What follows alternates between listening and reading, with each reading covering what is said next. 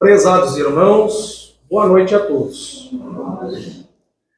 Em breve a casa estará retomando as atividades dos grupos de estudos. A gente avisará as datas daqueles irmãos que já frequentavam os grupos. Aqueles irmãos que tiverem interesse em iniciar os estudos, podem deixar o nome com os trabalhadores da casa, até para a gente ter uma noção de quantas pessoas, se a gente vai encaixar nos grupos que já estão abertos, ou se haverá necessidade de abrir algum novo grupo de estudo. Então peço que aqueles que tiverem interesse, deixem o nome com os trabalhadores da casa para a gente ter uma ideia de quantitativo. Provavelmente no início de março, as atividades dos grupos de estudo serão retomadas, tanto os grupos que já existiam, quanto algum novo grupo que for necessário iniciar os trabalhos. Que a paz de Deus e de Jesus se faça presente junto a nós. Neste momento, pedimos a concentração de todos para darmos início aos trabalhos, pedindo permissão e amparo a Deus nosso Pai, ao Divino Mestre Jesus, ao nosso mentor espiritual Allan Kardec e à espiritualidade trabalhadora da casa. Senhor, que tenhamos a paciência necessária diante dos reveses que surgem de inesperado. Toda dificuldade é preciosa lição que nos cabe assimilar. Não nos deixes perder a serenidade com que devemos receber os golpes da existência.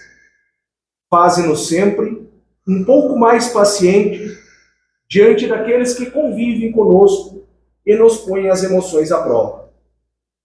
Que os toleremos como tu mesmo nos toleras, em nossa invigilância e insensatez, estando por vezes tão perto de triunfar, que não nos precipitemos, colocando tudo a perder. Senhor, contém-nos em nossos impulsos infelizes, impedindo que venhamos a agir de maneira inconsequente. Que a paciência seja o nosso exercício espiritual de autossuperação cotidiana. Contigo, a tudo haveremos de suportar. Que assim seja. Assim, em nome de Deus e Jesus, com a assistência do nosso mentor espiritual Allan Kardec, declaramos abertos os trabalhos da noite de hoje. Podemos nos desconcentrar para receber a exposição doutrinária que será ministrada pelo nosso irmão Diego. Que Deus o abençoe. Obrigado.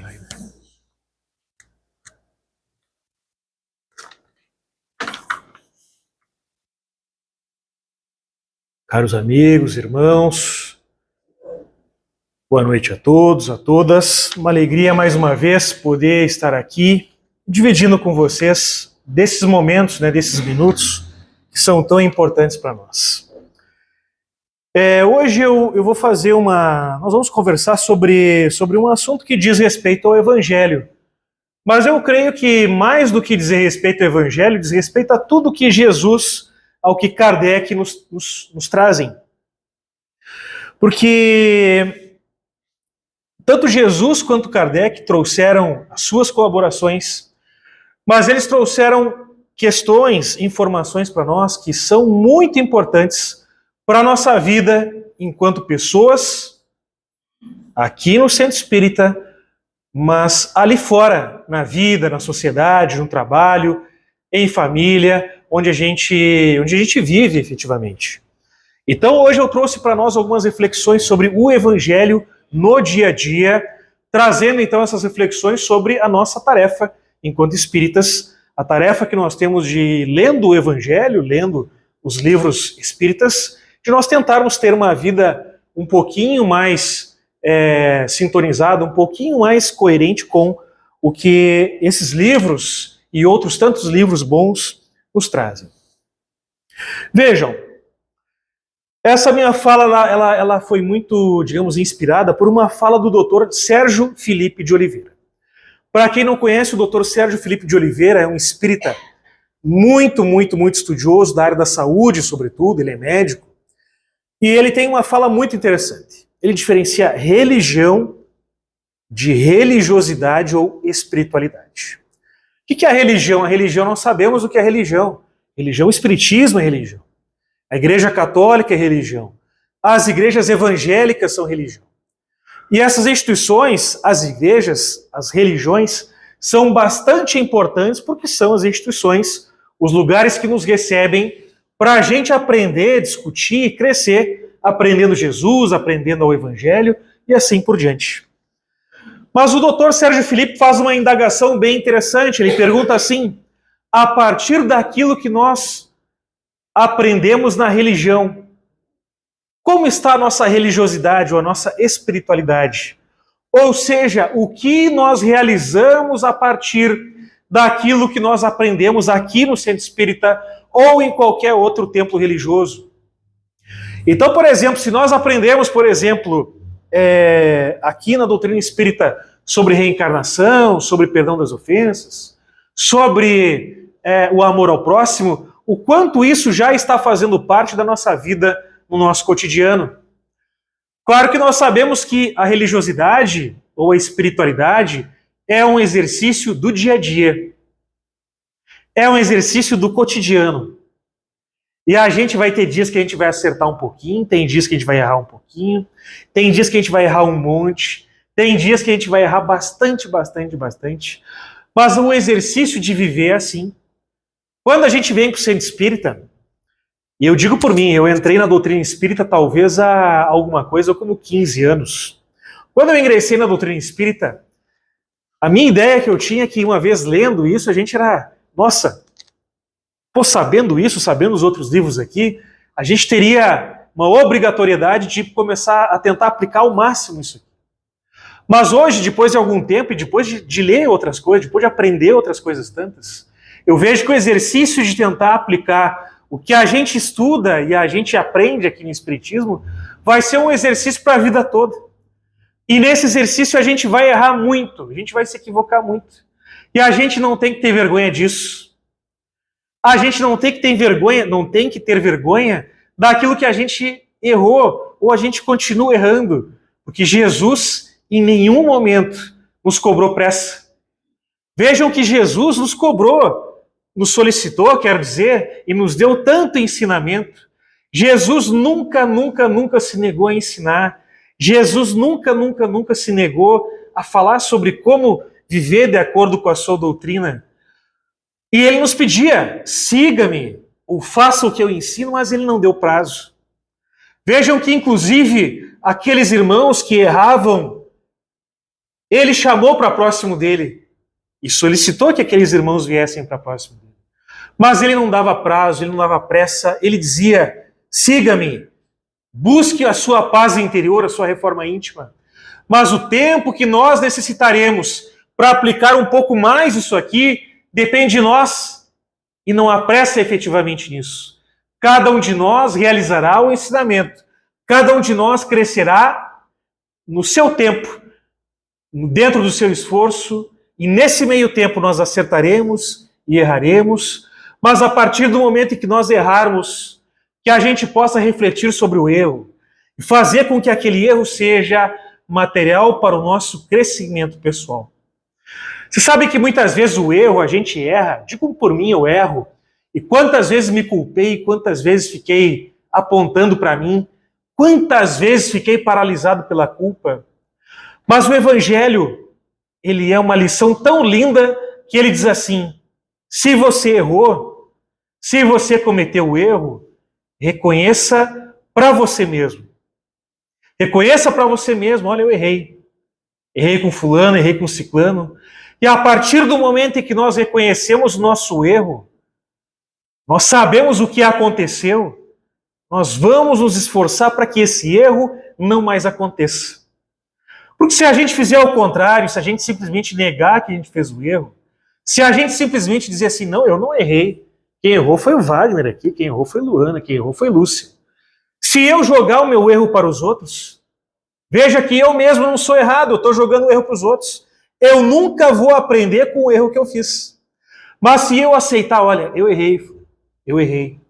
E talvez eu não precise nem falar para alguma outra pessoa, talvez eu não precise nem falar para o meu melhor dos meus amigos, porque muitas vezes admitir o erro é um ato puramente íntimo. Eu, Diego, tenho que admitir o erro comigo mesmo. E a partir disso buscar não fazer, ou fazer de menor intensidade, ou quem sabe efetivamente fazer um pouquinho melhor, e esse um pouquinho melhor não vai ser perfeito, mas se a gente fizer um pouquinho melhor todo dia, nós temos 365 dias no ano, serão 365 oportunidades de viver melhor dentro daquilo que nós agimos, dentro daquilo que nós aprendemos. E nesse sentido, então, trazendo mais uma vez a lição do Dr. Sérgio Filipe de Oliveira, ele diz então que nós temos a religião, nós temos a religiosidade, ou espiritualidade. E ele nos diz uma coisa muito interessante: a religião é como se fosse um copo, e a religiosidade ou espiritualidade é o líquido, a água que tem dentro dele. Nós devemos beber o líquido, porque nós devemos pegar a religião e reciclar a maneira como nós tratamos aos outros na nossa vida e como nós tratamos a nós mesmos no nosso dia a dia. Para que a gente se cobre menos, para que a gente tenha mais clareza do que a gente é, porque a gente só vai ser um pouquinho melhor hoje se a gente souber o que a gente deve efetivamente melhorar. Porque se a gente não souber que a gente é agressivo, que eu sou agressivo, por exemplo, eu sou raivoso, eu nunca vou me debruçar sobre isso e melhorando, um pouquinho que seja. Mas a partir do momento em que eu sei disso, e que eu tiro essa dificuldade minha, das sombras da minha ignorância, em que eu passo a conhecer os meus defeitos, eu sou efetivamente alguém que diariamente poderei melhorar. E até o Dr. Sérgio Filipe de Oliveira fala algo muito interessante, ele diz: a religião é o copo e a água é a religiosidade. O problema é que tem pessoas que jogam fora o copo, jogam fora a água e permanecem com o copo. O copo tem uma grande relevância, mas é a espiritualidade, é a maneira como nós tratarmos a nós mesmos e aos outros, é que irá nos determinar como nós, cristãos, melhoraremos ao longo dessa vida e dessa existência. E é por esse motivo, então, que quero dizer que Jesus, com todos os seus ensinamentos, trazidos nesse evangelho, trazidos em outras obras espíritas, ele nos trouxe uma doutrina que é profundamente relacionada à maneira como nós viveremos ali fora, nas ruas. É ali fora nas ruas onde nós vamos verificar o quanto nós aprendemos desse evangelho, o quanto nós aprendemos dessas lições. Então, se, por exemplo, eu, Diego, e cito sempre a mim, porque são tantas coisas que tenho que aprender, né? Se eu, Diego, ao sair ali fora, eu tratar um pouco melhor a minha esposa, a minha família, as pessoas que vivem comigo no meu trabalho, eu terei melhorado um pouquinho mais. Porque vindo aqui no Centro Espírita, eu me recarrego. E os templos religiosos, no geral, têm essa grande missão, que é a missão de recarregar nossas baterias. Porque a gente está lá fora lutando, e muitas vezes a vida nos testa de tantas maneiras que nós ficamos cansados. É normal ficar cansado frente aos desafios da vida. É normal ficar jururu em face aos desafios da vida. É normal, muitas vezes, querer jogar tudo para o alto e sair correndo perante os desafios da vida. Mas aí nós podemos vir aqui na quinta-feira, na segunda-feira, e nos outros dias nós temos tantos outros centros espíritas onde poderemos ir, tantas igrejas positivas, tantos templos religiosos bons, e nesses templos nós iremos recarregar as nossas baterias. Mas saindo dali, saindo porta fora, que a gente leve as lições daqui, que a gente leve Jesus no coração, que a gente leve Jesus nos nossos atos, e que ao chegarmos em casa, a gente abrace aquela pessoa que nos espera, abrace fraternalmente, levando a energia que nós receberemos aqui, já recebemos aqui, mas receberemos ali naquela sala, para que isso também seja Jesus na vida das pessoas que esperam a nós em nossas casas. Então que possamos nesse momento fazer essa reflexão, a reflexão que Cristo tanto nos pediu. Eu já falei isso várias vezes aqui, vou repetir de novo. Quem não ouviu, ouvirá pela primeira vez. Desde o momento em que Jesus nos exemplificou como um dos grandes casos de caridade, de generosidade do samaritano, e os samaritanos, volta e meia, eram citados por Jesus como exemplos de humildade, desde que ele citou a parábola do samaritano, todas as questões de rótulo, todas as questões de que centro espírita você frequenta, que igreja você frequenta, tudo isso passou para segundo lugar, terceiro lugar. Vamos relembrar a parábola do bom samaritano. Havia um sujeito que andava pela rua à época de Jesus, e esse sujeito foi roubado por ladrões. Os ladrões o roubaram, bateram nele e o deixaram sangrando, machucado no chão. Passou imediatamente depois um sacerdote, um profissional da religião, que ignorou aquele homem e passou reto. Passou logo depois um levita, que era também um profissional da religião, viu aquele homem deitado no chão e ferido, nada fez e passou. Mas num terceiro momento passa o samaritano, e o samaritano ajuda.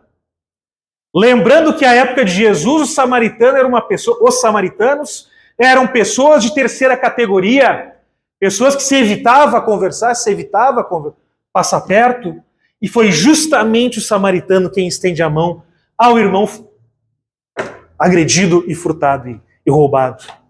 E ele o leva a uma hospedaria, paga pelo momento da hospedagem e diz: se houver mais alguma despesa com esse homem, eu volto aqui e pago ainda. Jesus, de maneira muito curiosa, ainda pergunta, porque essa história foi contada a partir de uma solicitação de um irmão, né? E ele pergunta ao irmão que havia solicitado uma resposta, e ele diz: quem dos três referidos foi irmão daquele que foi roubado? E naturalmente foi o samaritano. Nesse sentido, então, não quero me prolongar muito mais, mas eu quero dizer então que o Evangelho é luz para o mundo. Jesus é a grande referência que nós espíritas temos em nossa vida. Não uma referência que de alguma maneira está um pouco longe, de alguma maneira sim. Porque Jesus é um espírito muito, muito mais desenvolvido que quaisquer de nós. Me recordo que no Livro dos Espíritos, a resposta mais curta que é dada a Kardec é justamente essa.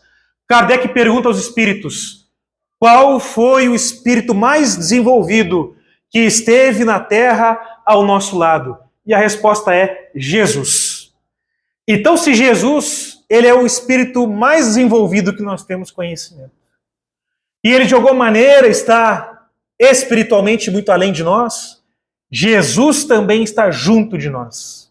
Jesus está ao nosso lado quando ele nos dá a lição, quando ele nos dá o ensinamento trazido pelo Evangelho e nós de alguma maneira tentamos praticar esse exercício, ou quando nós estamos estendendo a mão a um irmão que necessita e nós realizamos o melhor que podemos naquele momento. Embora o melhor que nós possamos fazer naquele momento seja pouco, Jesus está do nosso lado. Quando nós ajudamos, ouvimos alguém que necessita, Jesus está do nosso lado. Porque mais do que uma doutrina que seja apenas formalidade, nós temos em Jesus e na doutrina espírita uma doutrina do dia a dia, do cotidiano e da vida. E é por esse motivo, então, que encerro agradecendo a todos aqui presentes, agradecendo a essa casa espírita, aos irmãos que aqui trabalham, agradecendo a espiritualidade que nos recebe. A espiritualidade está conosco em qualquer lugar. Sempre que nós necessitarmos de alguma ajuda, de alguma necessidade, de alguma inspiração, seja na nossa casa, seja no nosso trabalho, seja ao meio da rua, onde estivermos caminhando, que a gente possa orar para Jesus, que a gente possa orar para os irmãos que trabalham na seara do Cristo, que a gente possa mentalizar essa casa espírita, para que essas energias que hoje recebemos aqui possam estar conosco no momento de dificuldade. Porque sabemos que se nós estamos aqui agora, recarregando as nossas forças, Jesus quer que essas forças cheguem a cada um de nós, em especial nos momentos de maior necessidade, de maior precisão. E é por esse motivo, então, que agradecemos a Jesus pela doutrina espírita, pelas suas lições, pelo seu auxílio, que nos chega sempre, sempre, sempre, quando pedirmos, quando solicitarmos, e inclusive quando não pedirmos, mas mesmo assim, Jesus estará conosco. Assim seja. Tivemos os ensinamentos que nos foram bem transmitidos pelo nosso irmão Diego, que possamos meditar sobre o tema, que seja proveitoso para a nossa evolução espiritual. Prece de irradiação. Vamos elevar nosso pensamento a Deus, a Jesus, e aos espíritos superiores desta casa, mentalizando nossos irmãos menos favorecidos, que não sabem ou não têm condições de orar, enviando energias de paz, amor, saúde e harmonia a todos aqueles que sofrem, nos asilos, presídios, hospitais, creches, orfanatos, e também para nossos lares, aos nossos inimigos de ontem e de hoje, e a todos os irmãos necessitados. Pedimos também pela fluidificação das águas, para que sejam sorvidas como medicamentos para os nossos males físicos e espirituais. Pai, em vossa infinita bondade, dai permissão aos bons espíritos para que venham nos orientar e assistir, para que sempre usemos nosso livre-arbítrio para distinguir o bem do mal. Que tenhamos forças para não sucumbir às provas desta vida, sabendo que elas são as únicas ferramentas que temos para cumprir nossa missão aqui na Terra. Afastai-me, Pai, do orgulho e da vaidade. Bons espíritos, mensageiros do Senhor, nos inspire sempre na senda do bem e do amor, que nossa fé seja cada dia maior e não se acabe jamais, por mais difícil que seja a prova, que maior seja a nossa força. Que assim seja. Neste momento, damos por encerrada a primeira parte dos trabalhos da noite de hoje. A seguir, passaremos aos trabalhos de fluidoterapia.